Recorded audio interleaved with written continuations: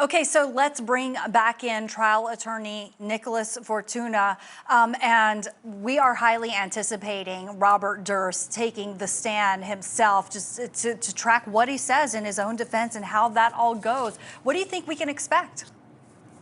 Well, there's an arrogance for a criminal defendant in his position to take the stand, thinking that he is going to turn it all around by getting the jury to believe him, like him, or he could persuade them. And one thing, it's worked for him once before. He was on trial for murder in Texas. He took the stand, and he was acquitted. In this circumstance, I don't think it's the same is going to happen. He's not going to be effective on the stand. As far as the defense is concerned, they haven't asserted very much as far as an explanation for what's happening, other than denying the evidence or saying it's circumstantial. So I think he's going to subject himself to tough cross-examination. They have that documentary they did on HBO, the Jinx, and he's made statements on that.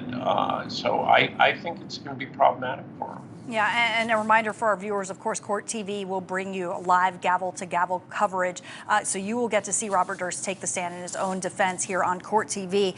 Now, we just played some of those clips from the key moments in the trial as the state laid out their case. How do you think they're doing? Do you think that they're proving what they need to prove? It appears so. One thing that was striking, and I saw this earlier on, that they took on a bigger burden than I think they needed to by saying they're going to prove all three murders. It's enough if they just prove the murder of Berman and give a reason for the murder of Berman, and not necessarily have to prove that he killed his wife.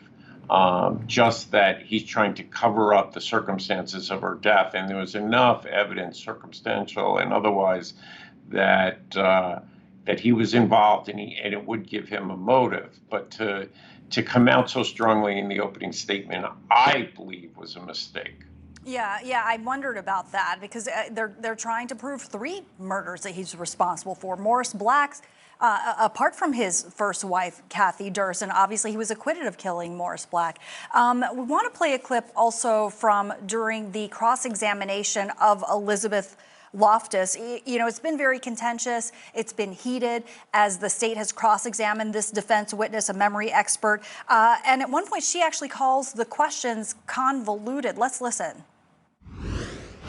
So here's my question. Did you not understand in the hypothetical I gave you that there was no evidence of contamination? Did you understand that? I believe I did, but your questions are so convoluted, it's a little hard to keep track of them. With your PhDs, number 59 on the list, et cetera, you can't track my questions. Number 58. I'm glad that you are very good on correcting me with that crucial distinction. Nicholas, what do you think of this exchange and these exchanges that you've seen between Prosecutor Lewin and this defense, the first defense expert?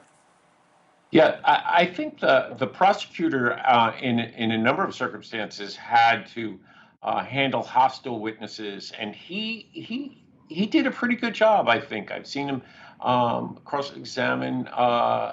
He had to call a witness to the stand that was a friend of Robert Durst, and he was able to cross-examine him because he was declared a hostile witness, even though he called him to the stand. The prosecutor does handle the hostile witnesses pretty well. This is, memory witness is a soft science, if a science at all. So it's not terrific evidence for the defendant. And you saw some of the testimony. The witnesses explained why they remembered this event that occurred so long ago. They had a really good explanation what it was that sort of burned that in their memory, and why they could repeat it today accurately. You don't think that his tone could boomerang? I've had one of our viewers describe him as, quote, mean. Well,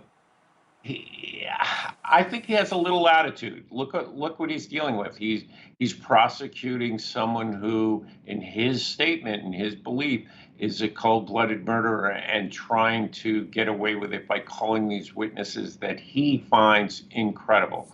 So if he can get the jury to believe that they're not credible, they'll forgive his tone. Okay. All right. Well, thank you so much for your analysis. And we're going to keep following that case. We also have an update in the case of the former Dallas police officer convicted of shooting and killing an unarmed man inside his own home. There's a decision from the court on Amber Geiger's appeal, and we're going to have the latest here on Court TV Live.